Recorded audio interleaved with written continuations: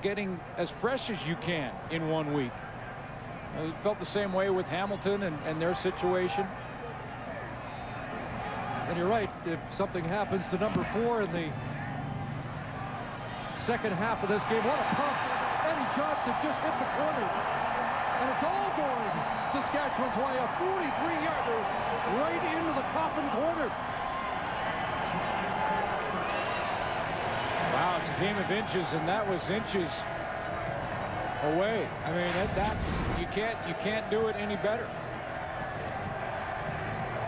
And right now, the BC Lions, watching this game right beside the Toronto airport together, are going, okay, there's some momentum for the Saskatchewan Roughriders now. They're starting quarterbacks in the game the old time. They've coming off some touchdown drives and get a perfect punt.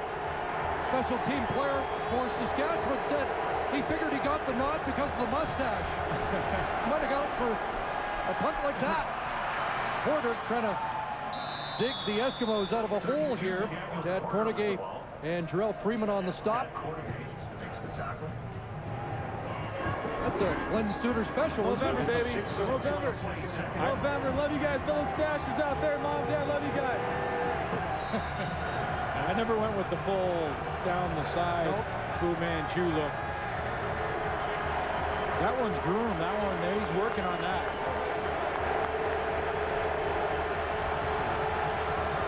Second and 4.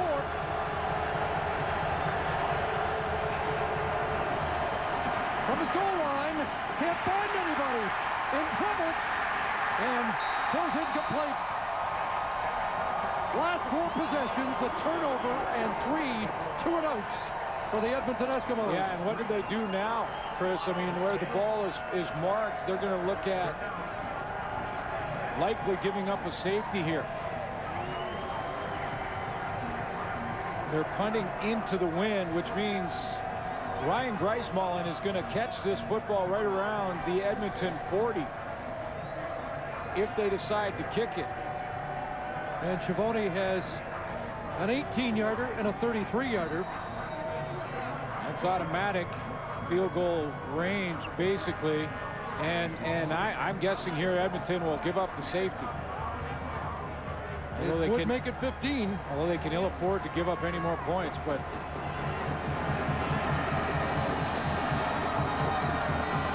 he'll do just that. Now you don't want to kill time if you're the Edmonton Eskimos.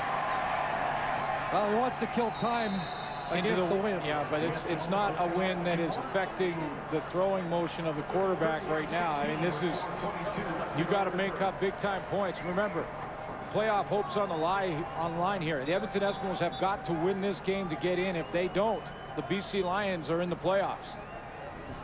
Well, it's a 2-touchdown lead now, and the Eskimos would also need a 2-point convert under those circumstances. Yeah, you know, if it's a real strong win, Chris, I agree that you're into it. You want to get to that fourth quarter with the win at your back, but this one isn't. I mean, it's a breeze. Really not affecting the quarterbacks one way or another, whether they have it or don't. And those could be valuable seconds. And that's not a strong win. Certainly not for this part of the country. No, this.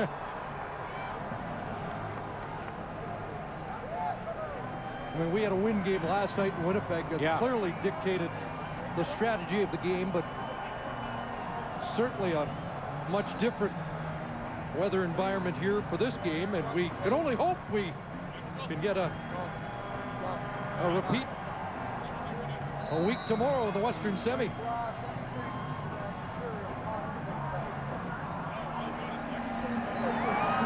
Chivoni with that high short kickoff, and there's Greismullen across the 50 and taken down around midfield.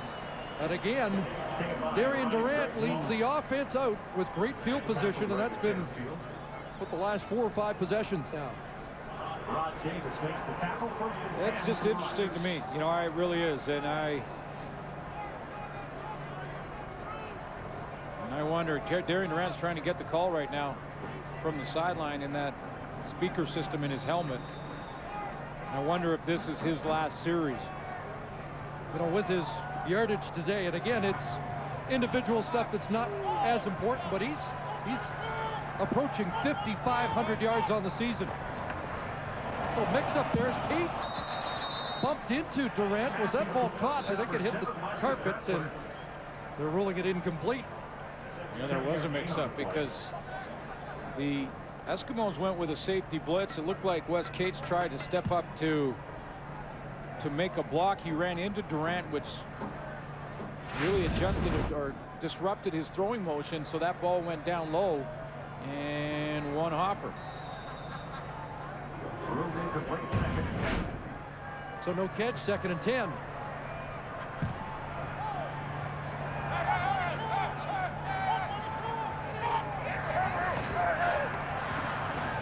Over the middle and out of the reach of Chris Getzlaff. A quick 2 and out that time.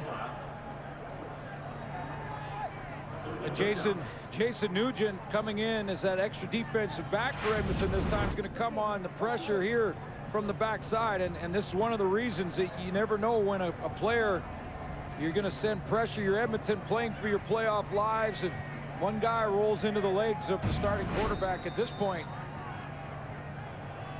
The mustachioed one back in, and he'll be looking to pin the Eskimos again.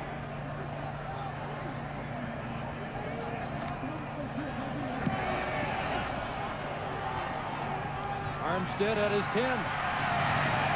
Oh, took a big jolt there.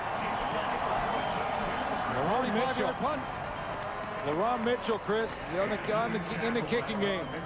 An area of concern pretty much all season for the Saskatchewan Roughriders. They've not, as of yet, given up a big play in this game tonight. And there's number 25, LaRon Mitchell, Western Ontario, stepping in a big hit. You know, the Montreal Alouettes and Calgary Stampeders have both given up more big plays on special teams than the Saskatchewan Roughriders. I think that might surprise Roughrider fans. Ricky Ray trying to get the offense back into high gear, and this will help. Daniel Porter with a big run, tossed down by Tad Cornegay, but Porter up close to the 40-yard line.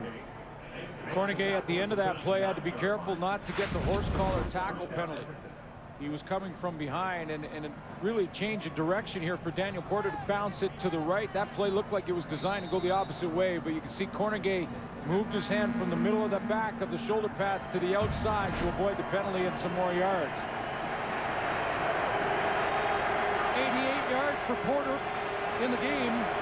21 on that route. First down at the 39. Ray has time, wants Stamps, reach back, got it! Great catch by Fred Stamps. And another Edmonton first down at the Saskatchewan 50. You know what makes this great is that he stays with it. And what Fred Stamps does here is show his courage, because you come across the middle, like how many times do you see receivers just want to, like if they juggle it here, it's way behind them.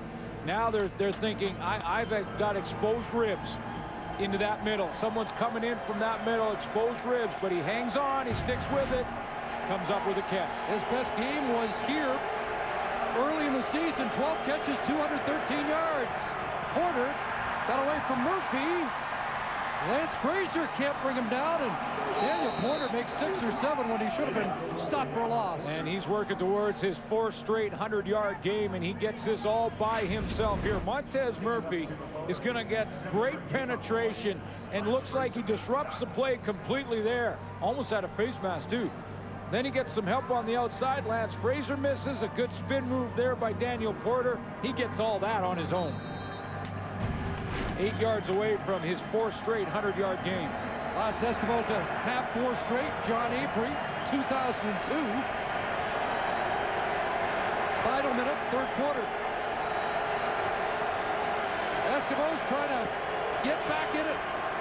Calvin McCarty, and he has an important first down as the Eskimos stay on the ground against the Saskatchewan defense. Yeah, well, I'd be surprised if any team didn't. I mean, really, until Saskatchewan without Barron Simpson in the lineup. Remember, he was injured early on in the game and has not returned. So this is a team that has been, even with Barron Simpson in there in his 100 tackles, susceptible to the run.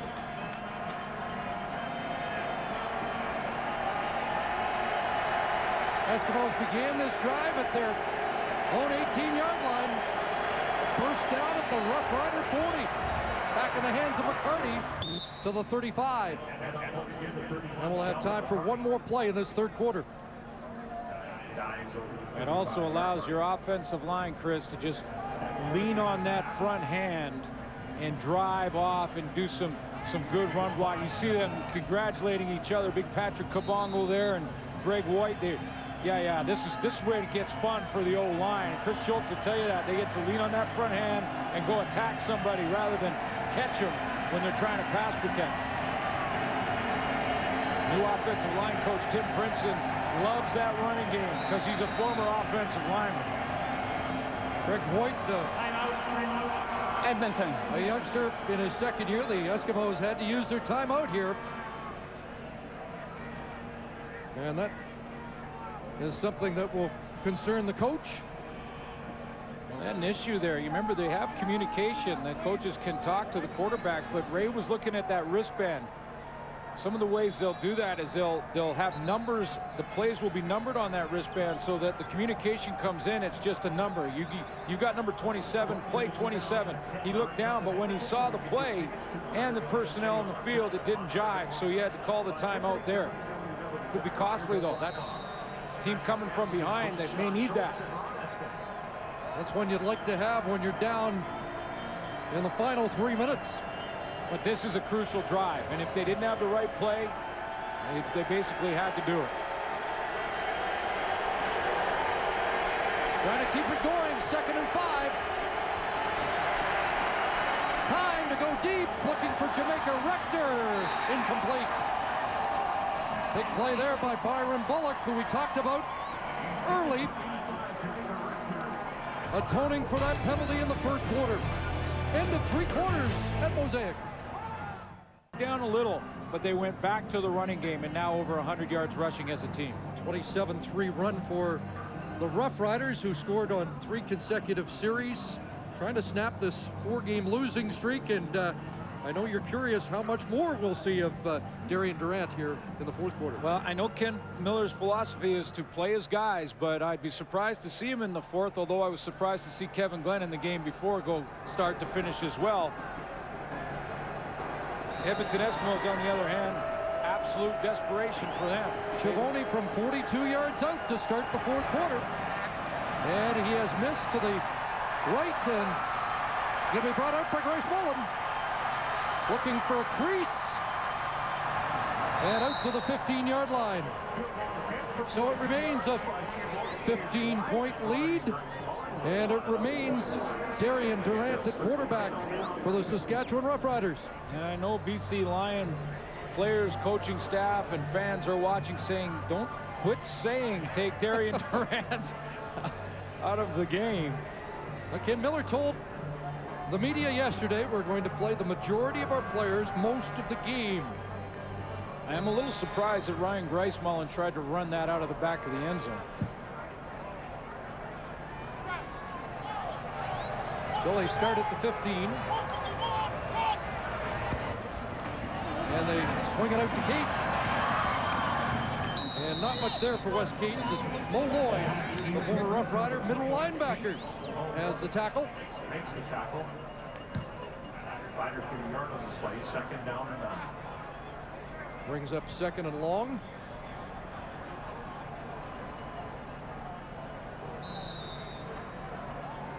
And while the Lions and Rider fans must like their position, there's still a lot of time left. Totally.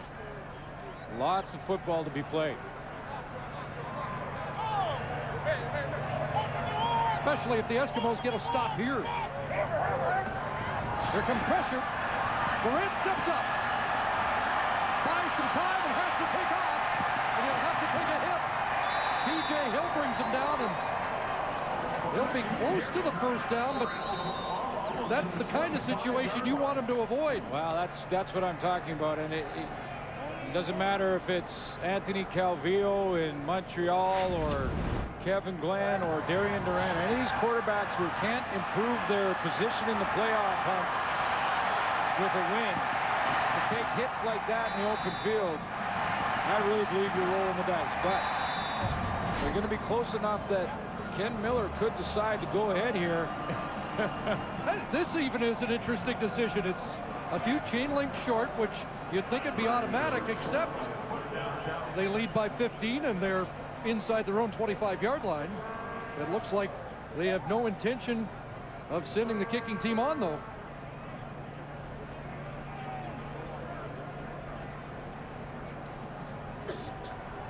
And you would think it's such short yardage, you'd probably just have your quarterback take another hit here, wouldn't you? Yeah, well, that's the conventional wisdom. Go forward when it's only a couple of inches. You got to just fall forward. If you take the ball off the line of scrimmage, you're taking a chance the penetration will stop the play.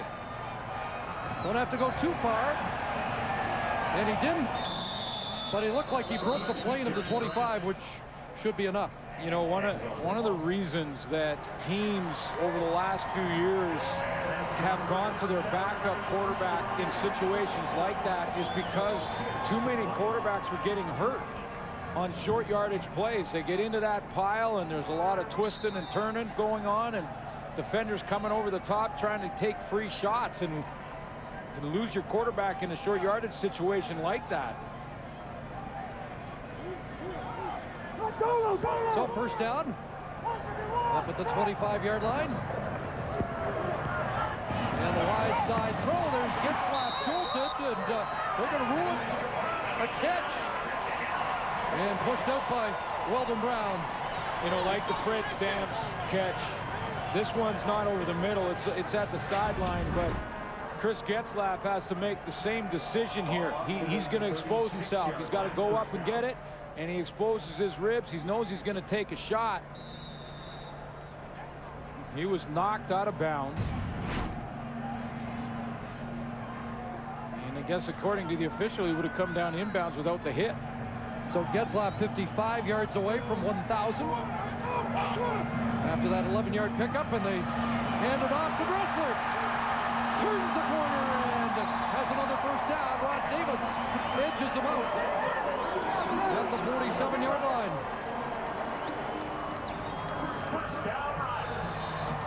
Ninth time he's carried the football this year as a rusher.